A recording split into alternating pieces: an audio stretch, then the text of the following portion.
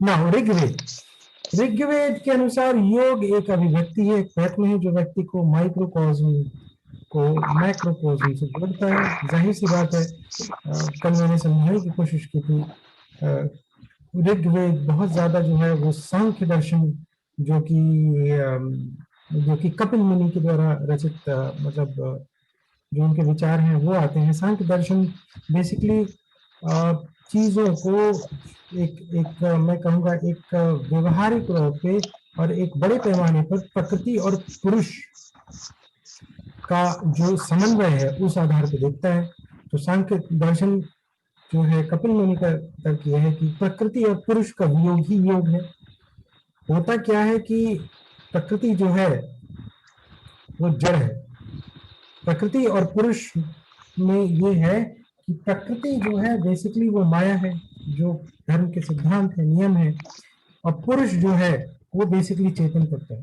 कि ये दोनों आपस में इस तरह से मिले हुए रहते हैं जैसे कि ये एक ही हो, मगर जैसे प्रकृति और पुरुष में ये अंतर स्पष्ट होने लग जाए, जो उसे महसूस कर रहा है, और जिन जिन चीजों की अभिव्यक्ति के कारण, उनके उपस्थिति के कारण ये अभिव्यक्ति होती है, जो महसूस करना होता है, ये अंतर स्पष्ट होने लग जाए, ये वियोग आ जाए, तो इसी को कहा गया कि यही योग हो गया।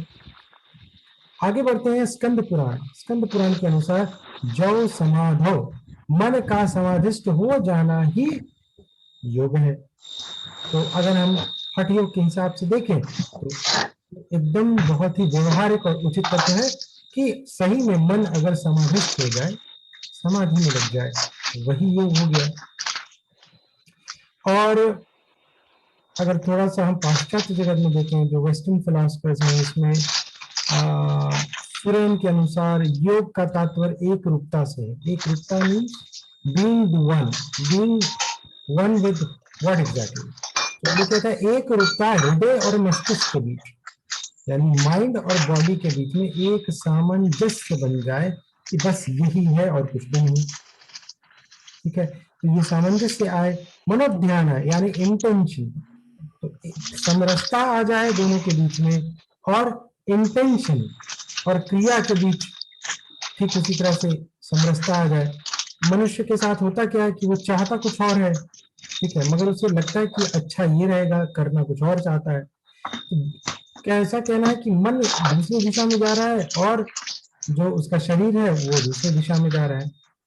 तो अक्सर आप देखेंगे कि जो बच्चे 12th के बाद आते हैं, तो उन्हें जब करियर चूज करने के लिए कहा जाता है, they want to be an engineer और a doctor, but somehow down the line when they become an engineer and they start making money also, then they realize that they love doing something else, और फिर उन्हें लगता है कि अगर मैं ये ही कर लेता तो मुझे ज्यादा फायदा मिलता, राइट। तो इस तरह से कहने का अर्थ ये है कि हमारे पूरे के पूरे जीवन में अगर कहें तो ये जो basically mind body connection, this is absolutely missing.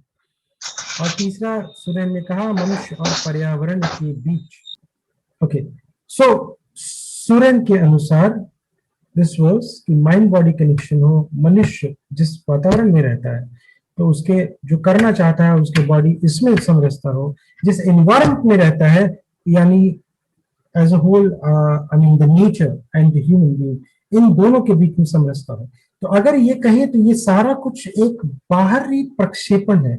आपको ये एक अंतर स्पष्ट नजर आएगा हमारे भारतीय जो भी विद्वान है और इनमें, कि सुरेन बहुत ज्यादा अगर आप देखें तो बाहरी प्रक्षेपण जो है हमारे मन का, इन सभी चीजों को ये हैंडल करने की कोशिश कर रहा है और बताने की कोशिश कर रहा है। योगा बेसिकली ये है, राइट। मगर अगर आप यहां पर देखें, ये सारा का सारा इनवर्ड जर्नी की तरफ बताता है। So somehow you will see this difference even not only in the mythology but everywhere। जहां भी आप जाएंगे आप इन चीजों को बहुत स्पष्टता से महसूस करेंगे कि आपको इंडियन और वेस्टर्नर जो स्टूडेंट्स हैं उनमें भी आपको ये चीज काफी स्पष्ट देखने को मिलेगी, राइट। जस्ट अंडरस्टैंड, अगर एक कहावत है, मन साधे सब सधे। अगर मन सध गया तो शरीर अपने आप दौड़ते हुए आपके पीछे आएगा। तो मेरा सुझाव यही रहेगा, मन पे मन पे पहरा लगा, मन पे अगर लगा तो शरीर अपने आप उसको फॉलो करना शुरू कर देगा। शरीर को साध के मन पे जाना थोड़ा सा कठिन है, क्योंकि मन की प्रवृत्ति है बाहर बाहर भागना, राइट। तो ओके, नाउ लेट्स मूव। अभी कहता है what else, what else. Swami Satyanand Saraswati clearly speaks about it. वो कहते हैं कि योग का तात्पर्य एक भाव का अनुभव है, अंतर्निहित आत्मा से तदात्म्य स्थापित करना है। एक या एकता मन और पदार्थ की द्वैवादिता के साथ सर्वोच्च वास्तविकता समाहित करके प्राप्त होती है। Now, very very intensive statement. What he says, समझिए इसको। ये कहता है योग का तात्पर्य एक भाव से है। एक भाव यानी समभाव, समभाव यानी सबके प्रति, दुश्मन से भी प्रेम और जो दोस्त है उससे तो प्रेम है ही, ठीक है। समभाव, स्थिति कैसी भी आए चली जाए उससे मतलब नहीं। बुरा वक्त आया तो ये जानेंगे ये भी चला जाएगा, और अच्छा वक्त आया तो ये जानेंगे कि ये भी चला जाएगा। हमेशा मन को विचलित नहीं होने देंगे, संभव बना के रखेंगे, राइट। और कहते हैं अथवा अंतर्निहित आत्मा से तादात्म्य स्थापित करना। दूसरा डायमेंशन क्या है कि अंदर जो हमारा आत्मा है इसके साथ हमारा कैसा संबंध होगा, उससे जो है उससे कनेक्शन जोड़ना। इसी को कहा गया योग सरस्वती के अनुसार। ये कहना चाह रहे हैं कि जब आप आत्मा के सत्ता के प्रति सजग हो पाएंगे, उसको महसूस कर पाएंगे, तो आपके जीवन में ये एक भाव स्वतः ही आ जाएगा। फिर ये कहता है ये एकता, ये जो वननेस है मन तथा पदार्थ, यानी mind and the matter. Matter जो है वो स्थूल है, राइट। जब तक उसमें माइंड नहीं लगता, मैटर स्थूल है। इस चीज को समझाने के लिए आप ऐसे समझें, आपके बगल में आपका मोबाइल सामने पड़ा हुआ है, राइट। अगर आप अपनी निगाह को दाईं या बाईं तरफ मोड़ लें मोबाइल से, तो क्या मोबाइल गायब हो जाता है? नहीं, मोबाइल वहीं रहता है कि नहीं? मगर जब आप उसकी दिशा में देखते हैं तभी उस मोबाइल का अस्तित्व है। यही मोबाइल उठा के मैं एक बच्चे को दे दूं तो बच्चा क्या करेगा? इसको मुंह में डाल लेगा, और आपका दिल खोलेगा, अरे कहीं पानी चला गया तो आईसी फूक जाएगा, ये होगा, राइट। मगर बच्चे के लिए भी तो ये मोबाइल ही होना चाहिए, मगर ऐसा नहीं। इट मीन्स कि जो कॉन्शियस है, जो चीजों को आइडेंटिफाई करता है, जो संज्ञा है, ये संज्ञा कौन कौन कौन उसको बताता है मेरे मन को कि ये मोबाइल है? इसको मैंने ही खुद बताया है। और कब बताया है? तो अपने कर्मों से, अपने संस्कार से मैंने बताया। पहली बार जब देखा तो ये क्या है, तो मोबाइल है, पहली बार अंकित हुआ। फिर लोगों ने कहा रे उठाओ मत, ये मोबाइल है। फिर मैंने देखा उसमें फिल्में आती हैं, तो मेरा मन किया कि मैं भी देखूं। फिर मैंने कई बहाने देखने शुरू किए। तो कहने का अर्थ है मैं खुद संस्कार बना रहा हूं, मैं खुद कर्म करता हूं, संस्कार बनाता हूं। खुद व्यक्ति अपने आप को ये इंटेंशन देता है, ये कर्म देता है, वो संस्कार देता है, और उसी से वो अपने आप को कन्विंस करता है कि ये मोबाइल है। अगर मेरे पास ये ज्ञान न हो कि ये मोबाइल है, तो ये मोबाइल नहीं, एक डब्बा होकर रह जाएगा, राइट। और ये मोबाइल अगर दूसरे रूम में पड़ा हो और मैं किसी दूसरे रूम में हूं, दोनों के बीच में बहुत डिफरेंस है, तो क्या मोबाइल का अस्तित्व है कि नहीं? इसके अस्तित्व को सही या गलत कह पाना मेरे लिए काफी मुश्किल होगा, क्योंकि जिस समय मैं बैठा हूं और वहां पे अगर ये नहीं है, इसका मतलब ये कहीं तो है, मगर उस समय वहां पे तो नहीं है। तो कई बार ये भी कहा गया, until and unless you don't have the intention over any matter, it doesn't exist। जो हमारा कॉन्शियस है, हमारी कॉन्शियसनेस है, ये ही कॉन्शियसनेस हमारे इंटेंशंस के फीडबैक के साथ, जब हमारा ध्यान किसी चीज पे जाता है, इंटेंशन होता है, तभी वो चीजें हमारे सामने दिखती हैं, प्रक्षेपित होती हैं। This is how the consciousness works. Okay, तो यही कहता है yoga means experience of oneness of unity. ये बताता है योगा कि ये जो वन है, एक आकार जो है, वो बेसिकली कौन है, तुम्हारे अंदर ही है. And this unity comes from dissolving the duality of the mind. And what is this duality? Lemon terms में कहें तो duality of good and bad, duality of hot and cold, male and female, प्रकृति और पुरुष, ये सभी चीजें. But the duality of white, duality of, अगर हम इनर जर्नी की तरफ देखें, सोल की तरफ जर्नी की तरफ, duality of that the person who is seeing something and the product or anything that's in front of you, that both of you are different. This is a basically core level duality. The actual duality is this. But what exactly you are, if you understand the nature of the mind, you are a conscious awareness that looking at something, right? So basically you are an awareness by the presence of, within the presence. So you are looking as an awareness to what? Through the spectacles of someone. एक चश्मे को चढ़ा के आप देख रहे हैं, जो चश्मा आपने खुद अपने आप को चढ़ाया है, और आप देख किसे रहे हैं? अपने आप को ही देख रहे हैं, जिसने अलग अलग कर्म संस्कारों के तहत एक दूसरे तरह का चश्मा लगा रखा है. But what is this common? That your pure awareness. Okay, so क्योंकि सत्यानंद सरस्वती काफी समाज सुधारक थे, तो उनका सोचने का रवैया जो कहीं ना कहीं समाज में कोई क्रांतिकारी परिवर्तन, इन सभी चीजों को लेकर आपको हमेशा देखने को मिलेगा, किसी भी लिटरेचर में आप चाहें तो. ठीक है, तो इस तरह से और भी है, घृण संहिता है, सांख्य दर्शन है, इन सब के विषय में भी हम चर्चा करेंगे. ऐसा ना समझे कि वो सब छोड़ा जा रहा है, और चूंकि ये सारा आपके कोर्स में नहीं है, but still we will discuss, because ये बहुत जरूरी है, क्योंकि कोर्स के अंत में ये सारा फिर आपको पढ़ना पड़ेगा एग्जाम के लिए. हम इसे शुरू में ही दोहरा रहे हैं. सांख्य दर्शन, घृण संहिता, इसके ऐसे जो अंश हैं जो हमारे काम के हैं, हम उसे दोहराएंगे. ठीक, अब हम बढ़ते हैं. अब योग की जो परिभाषा, जो पतंजलि का जो योग है, उसके विषय में.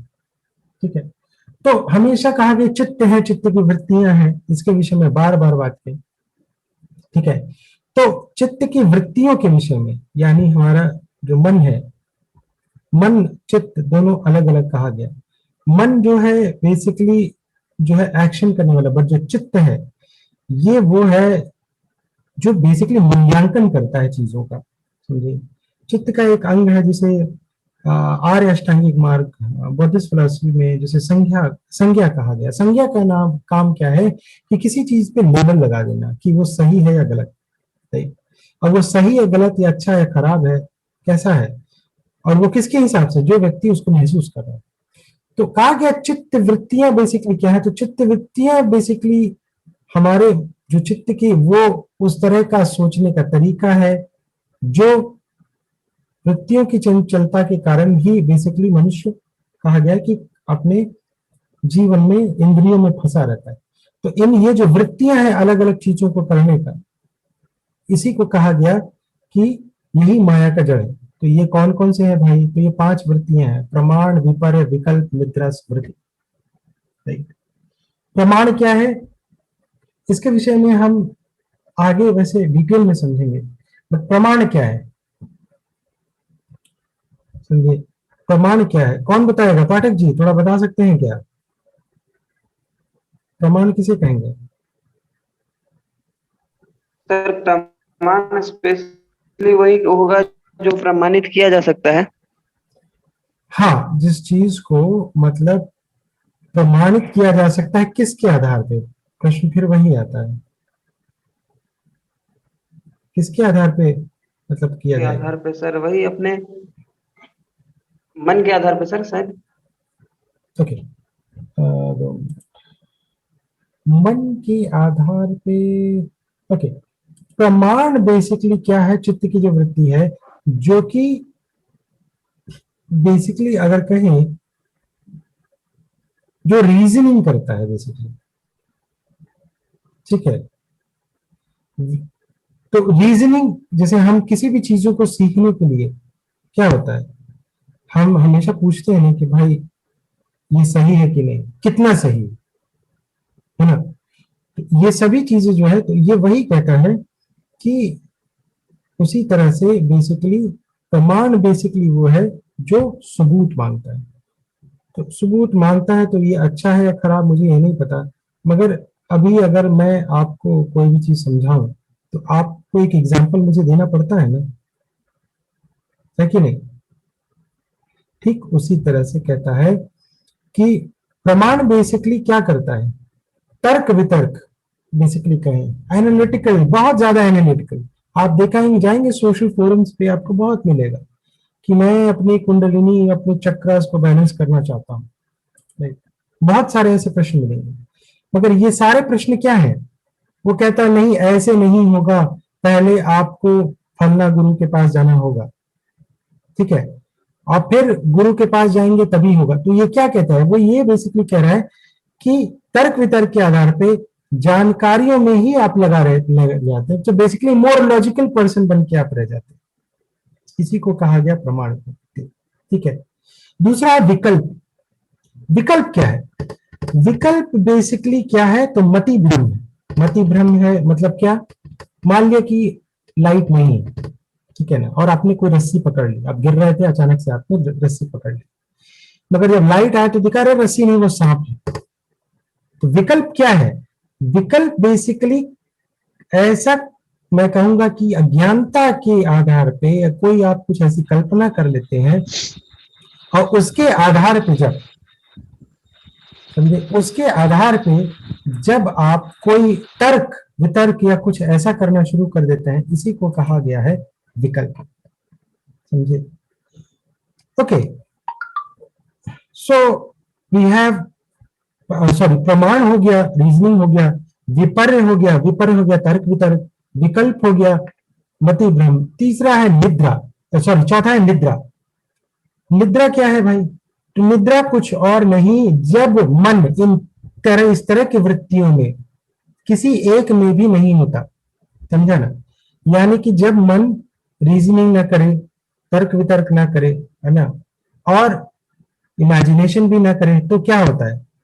तो यानी कि वो इन तीनों से कहीं ना कहीं जो है वो एक स्लीप स्टेट में पहुंचा हुआ है कि वो तर्क वितर्क नहीं करना चाहता, मगर वो शांति से बस सोया हुआ है, उसको इससे कोई मतलब नहीं। और पांचवा जो है क्या है, स्मृति। स्मृति क्या कहता है, तो पुराने अनुभवों को याद करना जो बीत चुके हैं, उसको कहा गया है स्मृति, ठीक है। तो जब आप जागते हैं तो क्या होता है, आप चारों ओर जितने भी वृत्ति हैं, ठीक है, किसी न किसी एक में लगे हुए हो सकते हैं, ठीक है। तो कहना यह कि वो ध्यान तो होगा नहीं, कुछ तो होगा नहीं। तो कहने का अर्थ यह है कि जो कुछ पहले हुआ है, जिससे आप गुजर चुके हैं, राइट? तो इन सभी चीजों को अगर आप ध्यान से देखेंगे तो जो कुछ आप पहले हो चुका है उसके आधार पर जो मूल्यांकन करें, कहीं ना कहीं वो स्मृति है। तो ये 5 तरह की वृत्तियां हैं जो कि हमारे चित्त के स्टेट को दर्शाते हैं कि मेरा चित्त किस किस स्तर पे है, कितनी गहराई में फंसा हुआ है। तो महर्षि पतंजलि ने कहा कि इन चित्त वृत्तियों को बेसिकली कैसे हम करें, क्या हिसाब है, तो उन्होंने कहा कि इन चित्त वृत्तियों को हम कैसे करेंगे, तो इनको नियंत्रण में लाने के लिए हमारे पास क्रिया योग और वैराग्य द्वारा, उन्होंने कहा कि हम इसको कर सकते हैं। अच्छा, तो पहला उन्होंने क्या कहा कि तप, मन की जितनी भी वृत्तियां हैं उसको शांत करने में जो है तप बहुत ही सहायक होता है। जैसे सर्दी गर्मी अनुकूल परिस्थिति अगर कुछ आ जाए और मन आपका विचलित होने लग जाए, कठिनाई आए नहीं और आप भागने के लिए तैयार हो गए, तो ये दर्शाता है कि आपका मन बहुत ही, मतलब एकदम फ्रजाइल है, थोड़े से चीज अवस्था में वो मतलब विचलित हो सकता है कि नहीं? तो तप होना जरूरी है, यानी एक दृढ़ संकल्प लिया, उस पर बैठ गए। स्वाध्याय, अपने आप अध्ययन करना, किसका? वेदों का, पुराणों का, जिस चीज पे आपकी आस्था है उसका। कम से कम जो ज्ञान आपके पास प्रकट हो रहा है और जो ज्ञान के साधन आपके पास है उसका पूरी तरह से मूल्यांकन करें और अपने बौद्धिक क्षमता के आधार पर उनको जाने कि कितना सही कितना गलत। इससे बहुत सारे जो आपके चित्रवृत्तियां हैं वो शांत होंगी। तो स्वाध्याय के लिए, एक योगी के लिए सबसे अच्छी पुस्तक कौन सी है? सबसे अच्छी पुस्तक है गीता। गीता से बड़ा कोई ऐसा ग्रंथ नहीं, कोई ऐसा, मैं कहूंगा कि ऐसी कोई पुस्तक नहीं जो कि आपको स्वाध्याय के लिए सबसे पहली पुस्तक होनी चाहिए। तीसरा है ईश्वर प्रणिधान, यानी कि भगवान की शरण में जाना। भगवान यानी कि किसी ऐसी सत्ता के शरण में जाना जिसके आगे झुकने में आपका अहम नष्ट हो। अहम रहेगा तो तर्क वितर्क करेगा, मूल्यांकन करेगा, वाद विवाद करेगा, चीजों को जल्दी मानेगा नहीं, कहेगा मुझे तो बहुत आता है। ईश्वर की शरण में गए ही प्रभु जो हो तुम ही हो, बस देखो, तो वही अहंकार नष्ट होता है। इसी को कहा जाए ईश्वर प्रणिधान। फिर आया अभ्यास, बार बार। चित्त क्या है, जब हम लोग जब ध्यान में बैठते हैं, आज सैटरडे को हमने किया, बार बार ब्रेथ पे ध्यान लगाते हैं तो मन भागता है ना, चित्त बार बार भागता है। तो चित्त का काम क्या है, बाहर के विषयों से, चित्त क्या है, बाहर के विषयों में भागता है, और हमारा काम क्या है कि इसको वापस अंदर की तरफ ले जाना। तो चित्त के प्रवाह को रोकने के लिए अभ्यास होना बहुत जरूरी है। अभ्यास होगा तभी वो धीरे धीरे धीरे धीरे इस चीज को समझेगा कि मैं बार बार जो बाहर भाग रहा हूं, अब इस व्यक्ति को ये नहीं चाहिए। ठीक है, तो वो फिर आपका सहयोग करना शुरू करेगा। ठीक है, पांचवा है वैराग्य। वैराग्य का अर्थात है विशेष राग। वैराग्य का अर्थ ये नहीं है कि सब कुछ छोड़ छाड़ के भाग जाना। वैराग्य का सही अर्थ है कि किसी विशेष चीज से अधिक राग करना। मगर वो राग किससे होगा, तो वो भौतिक सुखों से नहीं होगा, बाहर की चीजों से नहीं होगा, बल्कि परमात्मा और परमात्मा से जुड़े हुए जो भी चीजें हैं उनसे विशेष राग स्थापित करना। सांसारिक वस्तुओं से अनासक्ति का भाव, यानी आसक्त रहना। आसक्ति जो है वो खत्म हो सांसारिक चीजों से, ताकि परमात्मा के प्रति ये जो हमारा संबंध है, विशेष राग है, ये बने। इसी को कहा गया वैराग्य। वैराग्य का अर्थ जंगल जाना नहीं, बल्कि भगवान के साथ अपना कनेक्शन बैठाना, बाहर की चीजों को छोड़कर। ये गृहस्थ में भी हो सकता है, थोड़ा सा अगर करें तो कहता है कि जैसे चित्त बेसिकली क्या है, हमारा चित्त क्या है, तो बेसिकली एक एक एक सरोवर है जिसमें निरंतर तरंगे उठती रहती हैं। ठीक, तो अगर हमेशा इसमें अगर वेव्स आ रही हैं, तरंगे उठ रही हैं, तो हमें अपना दर्शन, आत्मदर्शन तो हो नहीं पाएगा। तो चित्त को जब तक हम सूक्ष्म नहीं करेंगे, स्थूल से सूक्ष्म की तरफ नहीं ले जाएंगे, सूक्ष्म बुद्धि का प्रयोग करने के लिए हम इसको ट्रेन नहीं करेंगे, तब तक हम अपना स्व का दर्शन नहीं कर सकते। ठीक है, इसलिए कहा गया कि सूक्ष्म बुद्धि के प्रयोग करने से ही ये सजता है, यानी हम जड़ से चेतन की तरफ जब जाएंगे, स्थूल से सूक्ष्म की तरफ जाएंगे, तभी बुद्धि जो है यह अंदर की तरफ हो पाएगी। ठीक है, तो ये अष्टांगिक मार्ग के 8 ये हैं अंग है, यम, नियम, आसन, प्राणायाम, प्रत्याहार, धारणा और समाधि। धारणा, ध्यान और समाधि। तो यम क्या है, एक्सटर्नल डिसिप्लिन। ठीक है, नियम इंटरनल डिसिप्लिन, बाहर की तरफ हमारा कैसा तरीका होगा, हमारा कैसा स्टाइल होगा, लाइफ स्टाइल होगा। और नियम बताता है अंदर से हमारा कनेक्शन किस तरह का होना चाहिए। जब अंदर बाहर आपके सद जाएंगे, जब अंदर बाहर में जब आपका कंट्रोल हो जाए, तब बात आती है पोस्चर की, यानी आसन की। और आज हम क्या करते हैं, यम और नियम को हमने कहा भैया इसकी तो गलत टिक हो गया, इसकी जरूरत नहीं है, अपने को तो सीधे आसन बताओ, प्राणायाम बताओ, है ना। तो बेसिक फंडामेंटल्स जो है, इकोसिस्टम ही नहीं बना, and we want the results. है तो ये 8 मार्ग हैं, बाकी योग के अर्थ को बताया गया है। तो हम सीधी बात करते हैं, यम, नियम, आसन, प्राणायाम, प्रत्याहार, प्राणायाम, प्रत्याहार, धारणा, ध्यान, समाधि। यम क्या है, यम उन व्रत से है जो व्यक्ति सामाजिक और अपने व्यवहार को अनुशासित करता है समाज में। तो सबसे पहला क्या है भाई, अहिंसा, सत्य, झूठ नहीं बोलेंगे और हिंसा नहीं करेंगे, मारपीट नहीं करेंगे, अस्तेय, चोरी नहीं करेंगे, ब्रह्मचर्य का पालन करेंगे। ब्रह्मचर्य वो ऊर्जा है जो आपके कुंडली को उदोगामी से अधोगामी बनाती है। तो अगर ब्रह्मचर्य नहीं होगा जीवन में तो कुछ नहीं होने वाला। जो सरप्लस एनर्जी आपको चाहिए ऊपर बढ़ने के लिए नहीं हो पाएगी। और अपरिग्रह क्या कहता है? अपरिग्रह कहता है कि कोई चीज है तो भी ठीक है, और अगर वो चली जाए तो भी ठीक है। यानी आपके अंदर खुशी किसी वस्तु के आने से नहीं है, और किसी वस्तु के चले जाने से कोई दुख नहीं है। यानी मन हमेशा सम रहे, स्थिर रहे। यानी किसी भी सांसारिक वस्तु के लिए आपका आसक्ति न हो। अपरिग्रह यही कहा गया। तो सबसे अच्छा तरीका अपरिग्रह का बताया गया कि उतना ही सामान लो जिससे कि तुम्हारा काम चल पाए। अगर 12,000 के मोबाइल से काम चलता है तो 25,000 या वन प्लस नहीं लेंगे, ठीक है। और अगर 2G वाले 1,000 रुपए वाले से चल जाता है तो स्मार्टफोन नहीं लेंगे। अपरिग्रह क्यों कहा? कि जितना बड़ा अमाउंट होगा, जितना बड़ा उसका लगाव होगा किसी चीज के साथ, जब वो जाएगी तो उतना ही दुख होगा, ठीक है। अब एक एग्जाम्पल, अगर आप सभी शादीशुदा हैं यहाँ, अरे हाँ, पाठक जी को छोड़, सोचिए आपकी कोई महिला मित्र हो और उससे आपका बहुत लगाव, तो आप जितने उसके प्यार में पागल हैं, जब वो छोड़ के जाएगी तो आपको उतना ही दुख होगा।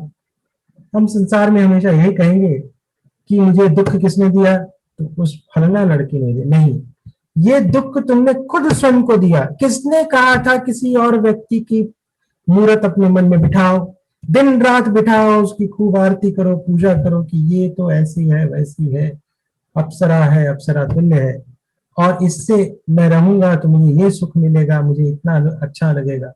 तो जब वो छोड़ के चली गई तो ये आसक्ति ही बेसिकली आपका दुख है। आसक्ति जितना बनाओगे उतना दुख होगा। अपरिग्रह ये कहता है कि इतना ही अर्जित करो जिससे काम चल पाए, ना आसक्ति होगी ना दुख होगा। दूसरा है नियम। नियम का अर्थ है व्रत से। जीवन में व्रत कैसा हो? जीवन में व्रत कैसा हो? तो ये कहता है कि व्रत ऐसा हो जो आंतरिक रूप से आपको स्वच्छ बनाए। तो पहला है शौच। शौच यानी साफ सफाई अंदर से, तो उसके लिए षटकर्म है। बाहर से सफाई के लिए षटकर्म है।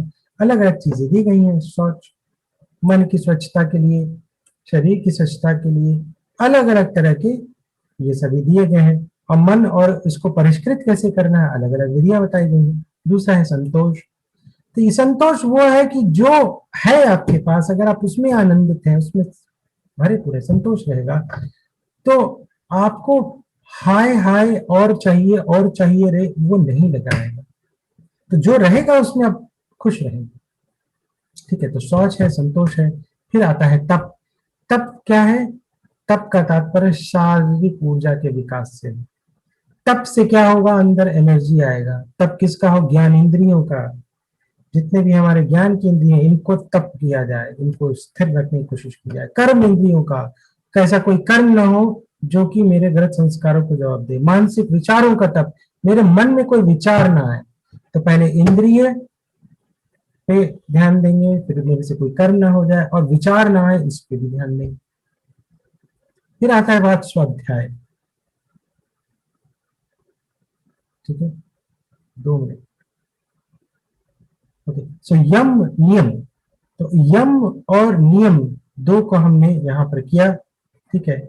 इसके बाद आता है आसन और प्राणायाम। तो आसन और प्राणायाम, तो आसन और प्राणायाम पे जब हम बढ़ेंगे तो कहता है कि तप को बढ़ाने के लिए और क्या है? तो मानसिक विचारों के तप के बाद आता है स्वाध्याय, कि अपने आप धर्म ग्रंथों का हम अनुसरण करें, सब कुछ करें। और पांचवा है ईश्वर प्रणिधान। संक्षिप्त में बताऊंगा कि ईश्वर के प्रति समर्पण करके हम आगे बढ़ें, ठीक है। आम नहीं रहेगा तो चीजों को समझने में, ग्रहण करने में आसानी है। तीसरा अष्टांगिक मार्ग का आता है आसन। तो यम नियम, जब शरीर में हमने बाहर से गंदगी आने को रोक दी, संयम आने लग गया, नियम का पालन किया, अंदर से भी हमने विचारों पे, अपनी क्रियाओं पे, अपने हर चीज पे पहरा लगा दिया, तो मेरे अंदर जो है शांति आने लग जाएगी, स्थिरता आने लग जाएगी। जब स्थिरता आएगी तो मैं आसन की तरफ जाऊंगा। तब मैं अब हर अंग को स्वतंत्र रूप से नियंत्रित करने की कोशिश करूंगा। आसन के बाद आता है प्राणायाम। प्राणायाम का अर्थ प्राण के आयाम, यानी प्राण के आने और जाने, यानी अंदर आने और बाहर जाने के प्रति सजगता से है। जब हम ब्रेथ मेडिटेशन करते हैं, माइंडफुलनेस करते हैं, तो क्या है, ब्रेथ के प्रति सजग होते हैं। तो प्राणायाम का श्वास को रोकना नहीं है। प्राणायाम एक्चुअल कब होता है, जब आप श्वास लेते हैं छोड़ते हैं, नहीं होता। जब आप लेते हैं और उसको रोकते हैं, और जब रोकते हैं तो क्या होता है, तब मन रुकता है। मन रुकता है तो सूक्ष्म होता है, सूक्ष्म होता है तो हर छोटी छोटी सूक्ष्म चीजें प्रकट होने लगती हैं। उस समय को ही प्राणायाम कहा गया, जब अंदर जाने वाली श्वास के बाद सूक्ष्म सजगता आने लगती है। और ठीक उसी तरह से बाहर को आपने श्वास को छोड़ा, उसके बाद जब श्वास छोड़ा तो कुछ देर तक आपने श्वास नहीं लिया, और फिर आप अपने शरीर में छोटे छोटे जो भी बदलाव उनके प्रति सजग हो रहे हैं। तो जैसे जैसे सजगता बढ़ेगी तो फिर श्वास के अंदर आते वक्त भी क्या हो रहा है ये भी जानना शुरू हो जाएगा, और बाहर जाते हुए श्वास के साथ साथ कहाँ क्या हो रहा है ये भी जानना शुरू हो जाएगा। इसी को कहा गया प्राणायाम।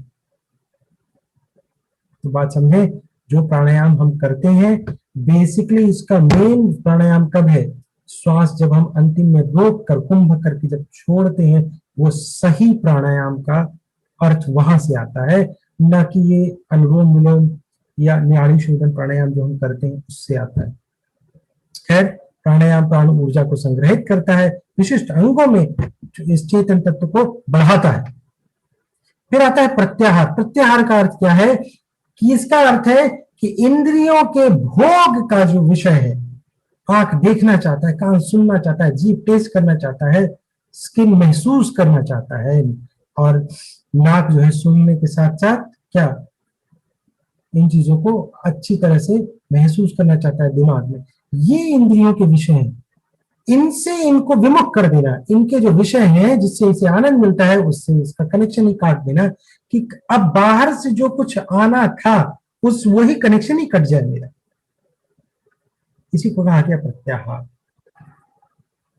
तो इंद्रियों का जो आहार है उसी को काट दिया गया। तो पतंजलि योग सूत्र में ज्ञान इंद्रियों कर्म इंद्रियों के परस्पर आनंद जो आदान प्रदान का संबंध है, यही इन विषयों के ज्ञान को लेकर कहा गया है कि इंद्रियां जितनी भी सूक्ष्म होंगी, समझे, जितनी ये सूक्ष्म होंगी उसी तरह से ये हमारे अंतर्मुखी होने का जो जो रास्ता है, ये मतलब आसानी से हम बढ़ सकते हैं। अगर हमारा मन सूक्ष्म नहीं हो पाएगा तो प्रत्याहार हो पाना बहुत मुश्किल है, क्योंकि प्रत्याहार के लिए सजगता चाहिए। सजगता कहाँ से आएगी जब तक सूक्ष्मता नहीं आएगी। तो प्रत्याहार क्या है, कि ये प्रत्याहार से जो आत्मबोध है, आत्मा का जो बोध है, ये सबसे बड़ी उपलब्धि कहा गया है। क्योंकि जब विमुख होता है विषयों से तो साधक सही में जज कर पाता है कि मैं जो कुछ दाएं बाएं अंदर बाहर करता हूँ, कितने कर्म करता हूँ, क्या वो कर्म सही में मेरे करने लायक हैं, इसका जो असर होगा, जो भोगना पड़ेगा मुझे दुख, क्या मैं उसके लिए तैयार हूँ। मेरे बीवी बच्चे तो तैयार हैं। तुलसीदास, वाल्मीकि वाल्मीकि के बारे में कहा गया कि वो डकैत थे, डाकू थे, और कहते थे कि मैं इसलिए हत्या करता हूँ क्योंकि मुझे मेरे बीवी बच्चों का पालन करना है, उनका ध्यान देना है। मगर जब उनसे कहा गया कि जाओ उन बीवी बच्चों से पूछो कि क्या वो तुम्हारे कर्म में तुम्हारे भागीदार बनेंगे, तो उन्होंने कहा अवश्य। मगर हुआ उल्टा, जब वो पूछने गए तो पता चला कि ना बीवी तैयार है ना बच्चे तैयार है। तो उन्होंने कहा तो फिर मैं कर क्यों रहा हूं। तो प्रत्याहार वही है, जब विषयों से कर्म इंद्रिय ज्ञान इंद्रियों का संपर्क टूट जाए, इसी को कहा गया प्रत्याहार। प्रत्याहार के बाद आता है हमारा धारणा। धारणा क्या है, बेसिकली धारणा का अर्थ है कि किसी बाहरी या आंतरिक किसी भी एक आयाम पर कोई भी एक ऐसा विषय चुन लिया जाए जिसपे कि हम अपने मन को टिका दें, इसी को कहा गया धारणा। ठीक है। तो योग विज्ञान में क्या कहा गया है कि योग विज्ञान में कि जब व्यक्ति की आंखें खुली रहती है तो जागृत रहता है। ठीक है। तो कहता है कि इसके अलावा धारणा की अगर बात करें तो चौथी एक अवस्था के बारे में कहता है कि इसे तुरीय अवस्था कहा जाता है, यानी धारणा ध्यान समाधि के बाद जो अंतिम आता है उसे तुरीय अवस्था कहते हैं। ये अवस्था क्या है, तो इस अवस्था में मनुष्य जो है वो अति चेतन यानी सुपर कॉन्शियस अवस्था में होता है, जिसे आसानी से नहीं पाया जाता है। धारणा के अभ्यास से मन को केंद्रित करके इस पर नियंत्रण स्थापित किया जाता है, यानी किसी बाहरी आलंबन या आंतरिक आलंबन। बाहरी आलंबन हो गया त्राटक करना, सूर्य को आलंबित बना के सूर्य त्राटक करना। आंतरिक आलंबन हो गया कि श्वास के प्रति हमने सजगता शुरू कर दी, ये हो गया। या फिर हमने क्या किया, या फिर हम जो है किसी देवी देवता या कोई हमारे इष्ट हैं उनकी फोटो को अपने दिमाग में लगा के हमने उसी पे ध्यान लगाना शुरू कर दिया। तो इस तरह से कहता है कि धारणा बेसिकली, धारणा का अभ्यास क्या है कि मन के जितनी भी अशुद्धियां, तो मन की अशुद्धि क्या है, उसका बल है जो उसे भटकाता है, राइट। तो धारणा का काम क्या है कि उसकी अशुद्धियों को दूर करना है, यानी उसके भटकाव को दूर करना, और मन की जो जो फैली हुई शक्तियां हैं उसको एक जगह इकट्ठा कर देना। जब इकट्ठा हो जाएगा मन एक जगह तो एकाग्र हो जाएगा। जैसे एक कोई चाकू है, उसकी धार मोटी हो जाती है, क्यों? जब हम उस चाकू से उसके ऊपर बहुत सारा लेप चढ़ा देते, जैसे कागज कई बार फोल्ड करके चढ़ा दें और फिर उससे कोई केक काटने की कोशिश करें, बहुत गंदी तरह से कटेगा। मगर वही चाकू के ऊपर से अगर हम वो जो आवरण लगा है उसको हटा दें और उसमें धार आ जाए, तो वो केक को या किसी भी वस्तु को आसानी से काट सकता है। तो मन को बल तभी मिलता है जब वो एक जगह पे केंद्रित हो। जब केंद्रित होगा तो मन भेदने वाला बन जाता है। जब भेदने वाला हो जाएगा तो वो अंदर तक प्रवेश कर पाएगा और शरीर की स्थूल अवस्था के परे की जो अवस्था है उसको जान पाएगा। तो धारणा के बारे में बताया गया। धारणा दो तरह की है, ठीक है ना। एक है जो बाहरी धारणा बनाई जाए या आंतरिक धारणा बनाई जाए, जो मैंने आपको बताया। फिर आता है ध्यान। तो जब धारणा लगे लगे मन एकाकार हो जाए, यानी जिस वस्तु को देखा जा रहा है वह देख वस्तु और जो उसको देख रहा है दोनों के बीच का डिफरेंस खत्म हो जाए और सिर्फ वो जो बीच वाला देखने वाला पार्ट है वही गौण होकर रह जाए कि बस मैं देख रहा हूं। श्याम देखता है कंप्यूटर को या श्याम किसी चीज को देखता है, तो श्याम देखता है मोबाइल को। मगर श्याम भी गौण हो जाए तो मोबाइल भी गौण हो जाए, बस देख रहा है यही सब रह जाए। इसी को कहा गया कि ये ध्यान हो गया, जब दोनों जो है एकाकार हो गए लगभग। और यही एकाकार होने के बाद समय रहते रहते ही समाधि की अवस्था चली जाती है, जहां टोटल इंटीग्रेशन हो जाता है। You not only become the awareness but the awareness and the thing that you are seeing, जिसे आप देख रहे हैं और जो आप देखने वाला था वो सब एक है, इसका ज्ञान हो जाए, यही समाधि हो गई। तो यही 8 अंगों वाला हमारा योग का मार्ग था, जिसके विषय में हमने 2 दिन तक चर्चा की। अब आपका अगर कोई प्रश्न है तो आप पूछ सकते हैं। सर, ये जो आपने एक मटेरियल दिया था, principles and methods of yoga practices जी, उसमें यम, नियम, आसन, प्राणायाम के अलावा उसके बाद मुद्रास, बंधास, सत्क्रिया और ध्यान था मेंशन। उसमें हाँ, 7 चीजों का मेंशन था। यहाँ पे थोड़ी डिफरेंट है, प्रत्याहार, धारणा और समाधि। अच्छा, देखिए वो जो आपको दिया गया है ना, जो आपके पास है, बेसिकली ये मटेरियल जो है ये हठ योग के आधार पे है। देखिए मैंने कहा ना, योग जो है, योग की उत्पत्ति कहाँ से हुई, तो सबसे पहले सब सारे स्कूल के हिसाब से, स्कूल नहीं, स्कूल्स के हिसाब से नहीं, चीजों को समझे। योग की पहली उत्पत्ति जो है वो कपिल मुनि के आधार पे कहा गया। सांख्य दर्शन जो है उसमें सबसे पहले वर्णन किया गया।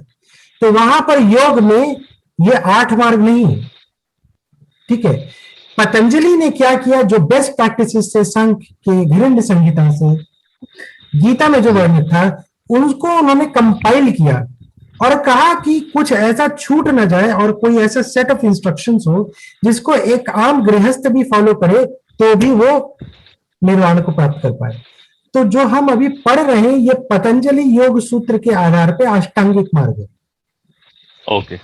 ठीक है, जो आप पढ़ रहे हैं वो स्वामी स्वामात्मानंद के हिसाब से हठ योग प्रदीपिका का हो सकता है, सांख्य दर्शन के अनुसार हो सकता है, ग्रंथ संहिता के अनुसार हो सकता है, दोनों में डिफरेंस है। जैसे जैसे हम आगे डिस्कस जी। करेंगे तो आप पाएंगे कि कैसे पतंजलि योग सूत्र इज लाइक, जैसे जो बाबा अम्बेडकर ने हमारे कॉन्स्टिट्यूशन के साथ किया, पतंजलि ने वही चीज जी। योग के नियमों को कंपाइल करने का किया था। ओके। ठीक है ना, तो वो भी है, वो अपनी जगह एकदम सही है। आपको अगर वो स्कूल अच्छा लगता है एकदम सही, जैसे मुझे हठ योग ज्यादा पसंद है, मैं शट क्रिया करना जी। पसंद करता हूँ। तो जिसको जो सूट जी। करे वो कर सकता है। जिसको शरीर पे कुछ करके भौतिक क्रिया करके लगता है शरीर सत्स है तो हठ योग करे। जो व्यक्ति कर्मठ है, हमेशा कुछ ना कुछ करता रहता है, वो कर्म योग का सहारा ले सकता है। जिसको पूजा पाठ में मन लगता है वो भक्ति योग कर सकता है। तो अलग अलग आयाम है और हम इन सब का वर्णन करेंगे, मगर अभी जो हमने किया ये पतंजलि योग सूत्र के आधार पे जो अष्टांगिक मार्ग है, 8 अंगों वाला मार्ग, हमने उसकी विवेचना की। जी। चलिए ठीक है। ठीक है।